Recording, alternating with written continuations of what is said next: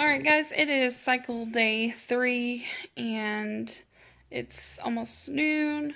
I went and had my baseline scan this morning and my blood work.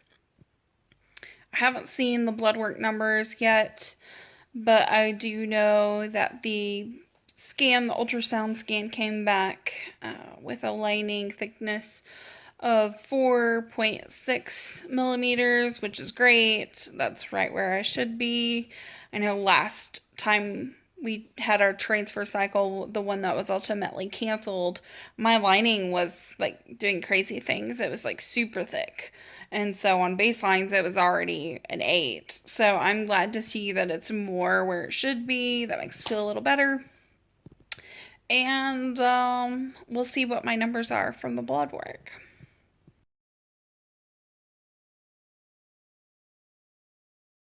So it is cycle day 10, I think. I just found out the results a little bit ago of my follow-up scan and my blood work I had this morning. My lining is at an 11.5, which is great. It's trilaminar, which is great. So we're going to go ahead and start gearing up for a transfer. The transfer is scheduled for Friday, the 12th, I believe that is, at 10:30 in the morning, Eastern Standard Time, since it'll be in New York. And yeah, and then my blood work all came back normal. So yeah, so that's where we're at. No changes in medication or protocol yet. On Sunday, I will start the progesterone and getting all of that stuff going. And so, yeah, that's where we're at.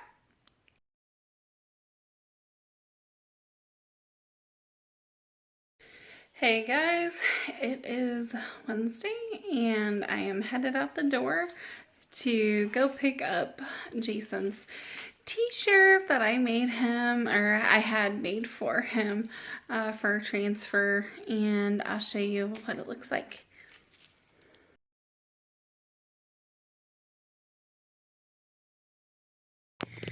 Hey guys, it is Wednesday right now. Our transfer is in 2 days. Today is cycle day 15, I think, and all I'm doing right now is packing my suitcase, our suitcases. Don't judge me for the mess in our room. Yeah, as far as how things are going well. I'm feeling good, I'm feeling positive, and feeling excited, feeling kind of at peace with everything right now. So yeah, I'm just feeling pretty good. No real issues.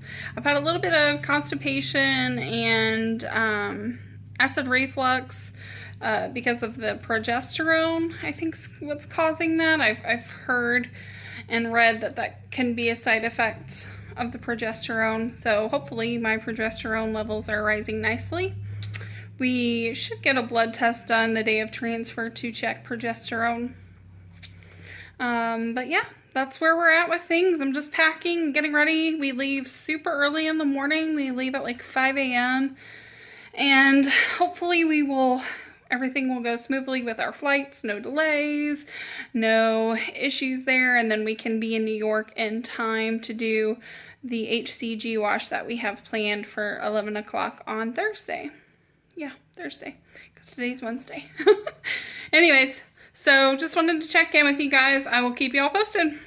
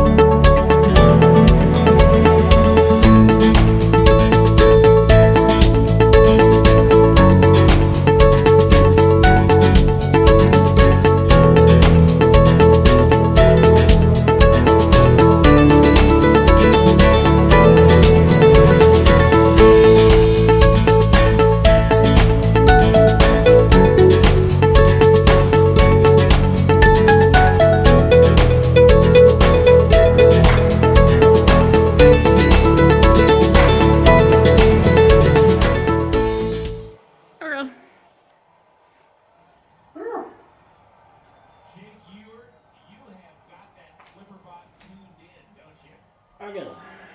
Where? All the way on the side? Well, that's a knot right there. So try and feel for where there's not a knot. Yeah. I really can't feel knots, so it's easier for you to your butt. You know? Like right there is a good spot. The Right knots there. Right here is a good spot. Right here. That's not too high? No, I don't think that's too high. Yeah, it's kind of close to what we did, but... Yeah, well, you know, you're going to run out of real estate eventually, so... Okay. I'll try to go a little I think since we warm the oil, that seems to be helping a little bit. Why are they recording this? Because I want to...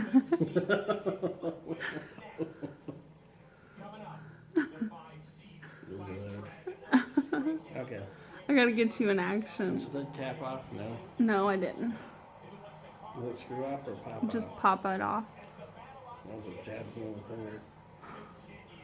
Just sterilize it and keep going. Really? Yep.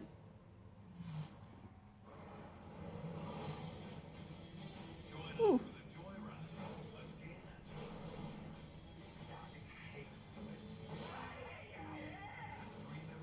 Okay, not bad. So we push it in. Okay. The other one's a little tender. Yeah, it's kind of close.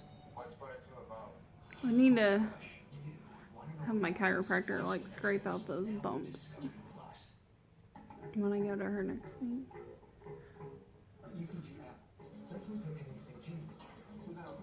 Guess what? It's beta day. Check out my shirt. It's backwards, but maybe it'll correct when I upload. Anyways, so it is about 6:45. I am headed to the lab because I want to get there shortly after they open. And then hopefully I can get my results earlier in the day again like I did last time. So praying for good numbers, praying for high numbers. They did tell me it would most definitely be positive today. The important thing is that it doubles on Wednesday. But I'm hoping for good numbers since I've been doing the HCG boosters every day since transfer, but time will tell. All right, bye guys. All right, just finished beta test. Ran into a girl there I'd never met before who had commented on my shirt and said that she was in a similar situation with going through infertility, and it's weird, just had like a moment there in the middle of the lab registration area. But I'm out of breath because I'm nervous. Like my nerves are really high, but I think I'm going to blare some happy music and maybe see if I can meet my sister for breakfast to kind of take my mind off of the weight. And then hopefully I'll hear from Syracuse soon. So stay tuned. Guys, let's get this out of the way. My hair is a hot mess and I'm a hot mess too, but it is what it is. I need to do an update video, and so this is what you're getting today. Last video I think I took was right after I had my blood draw for beta day on March 22nd. As I had shared before, we were doing HCG boosters, so I was hoping for a really high first beta. Instead, what I got was 18.7 is what our first beta was. Not much higher than what our chemical pregnancy started out at, which was 13, just for reference. And I was pretty upset, pretty devastated. I think at that point I already started to kind of prepare myself for the fact that it wasn't going to work, or didn't work, I should say. And the nurse told me just to go back on Wednesday, and they wanted to see it double and yada yada, you know, the usual spiel. So I went in on Wednesday hoping and praying it doubled, and lo and behold, it did not double. It only went to 23. point something. So it was like 5 points it went up in 2 days, which is not super encouraging. And at that point, I just kind of was still thinking it was the HCG boosters, and I at that point was pretty checked out and thought it was just over. I posted on Instagram, posted on Facebook, telling everybody that it was not a success, and yeah, that's kind of where I was with it. The nurse that I took to at CNY told me, well, it did go up, not very much, but it did go up, so we're just gonna have you go back on Friday just in case, and just see what it does. And I argued with her, basically told her I didn't see the point, and asked her if she thought there was even a reason to continue with the meds or to try again. And she said, well, you know, sometimes crazy things happen and let's just kind of see. And I was ready just to stop the meds at that point because I was kind of pissed off about the fact that it didn't seem to work. And so that was Wednesday the 24th. Then on Friday the 26th, I went back for what I thought was going to be my last beta. I was fully prepared for it to not do a damn thing, move at all, or maybe even drop is kind of what I was expecting. And instead, when I checked my portal, my HCG blood numbers went from 23 to 40. So that's practically doubled. And I was shocked, like completely shocked on Friday. And Jason was home that day, and we both were kind of shocked at the fact that it had doubled. And the nurse said that, she said, yeah, it doubled, which is encouraging, but it's still really low for where we want you to be at this point in the cycle. So we're going to send you back on Monday and see what it does. So I went back on Monday and got more blood drawn. I think that was the 29th, maybe? 28th? No, 29th, I think it was. Yeah, 29th. And that number came back at 102. So if you're tracking from 40 on Friday to 102 on Monday, that's a pretty good increase. And so they said, okay, let's have you go back Wednesday. So we went back Wednesday, and which was the 31st, and it was at 200, 199 point something. So it had doubled again. And they said, okay, so we're gonna make you go back next Wednesday and get an ultrasound and more blood work done and go from there. So here it is, Tuesday. Tomorrow is the ultrasound. I am freaking out just a little bit. I'm really hopeful, but I'm also really nervous and really scared. I have a lot of IVF buddies and people I follow on Instagram recently that have gone to have ultrasound appointments with much stronger HCG and beta numbers than I've had, and discovered that there was no baby in the sac, or that it didn't have a heartbeat, or any number of situations like that. So I am preparing myself for that as a possible scenario. I really hope and I pray that it's not, but really, one of the things I have learned through IVF is just that there are no guarantees in any part of this process. You never get to a point where you feel like you're just out of the woods and everything's just smooth sailing. You're always kind of waiting for that next shoe to drop for the next round of bad news. So that's where I'm at. I will say I have been much more positive and encouraged with seeing the the rising the last couple of times.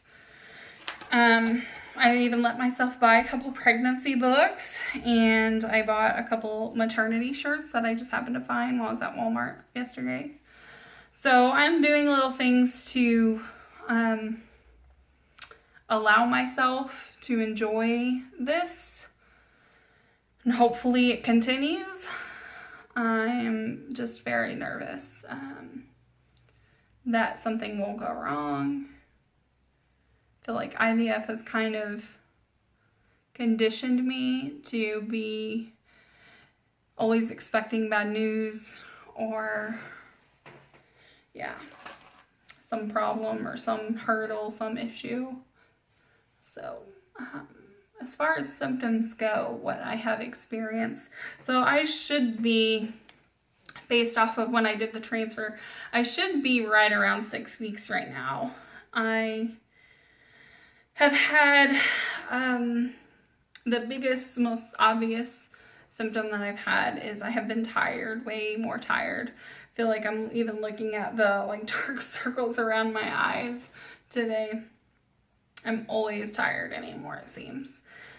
But I'll take it. If that means there's a healthy baby growing in there, I will take it. I'll take all the fatigue in the world. Let's see what else.